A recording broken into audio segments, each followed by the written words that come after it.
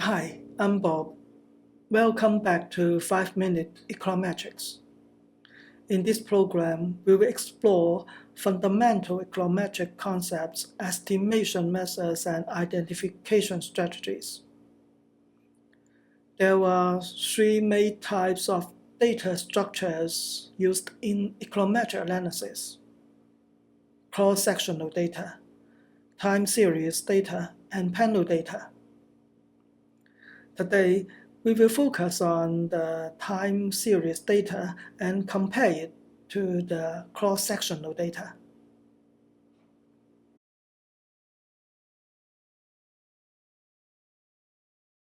Here's an example of time series data. Time series data is characterized by a time variable, which in this example is the year. We also have an ID variable representing the individual in our sample, which is a country. However, since there's only one country in this sample, the ID variable can be omitted. The information variables include the CPI and the GDP variables. They are for the years from 1987 to 1996. One key feature of time series data is that it is typically released on a regular basis, with our data being recorded annually. Other time series datasets may have observations at intervals of a month, week, or day, but it is essential that the time between each observation remains consistent. In other words, the data points must be collected at equal time intervals. Another important aspect of time series data is that it is arranged in chronological order. The temporal order matters in time series. It makes no sense to change the chronological order. We can visualize an information variable against the time variable in time series analysis.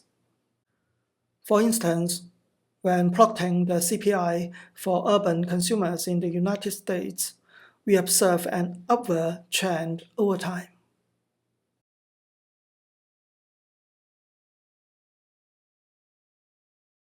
One key distinction between time series data and cross-sectional data is the temporal order.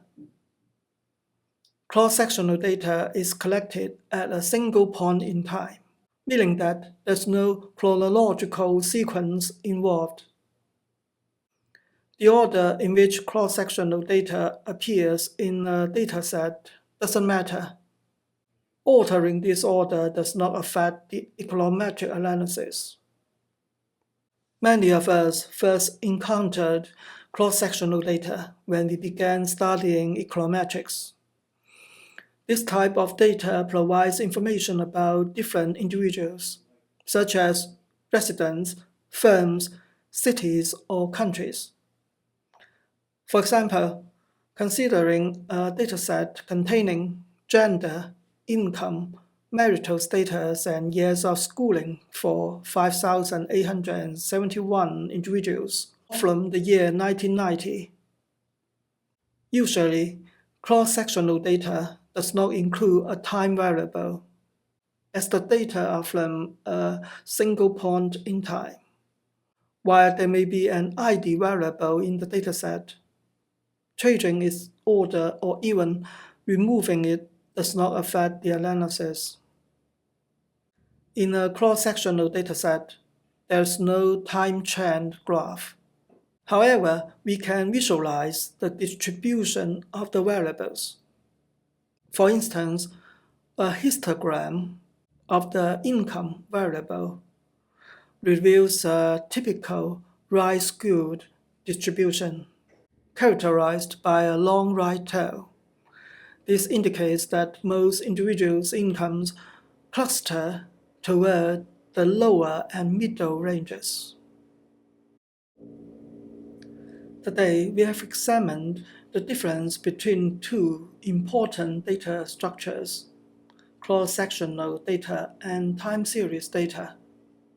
Cross-sectional datasets contain observations for multiple individuals at a single point in time, while time series datasets consist of observations for a single individual across various points in time.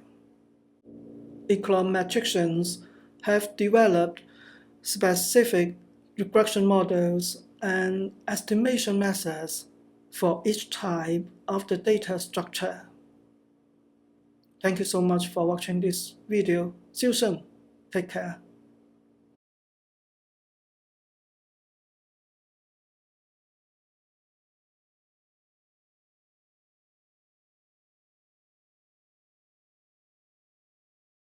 Thank you for watching this video and subscribing to my YouTube channel.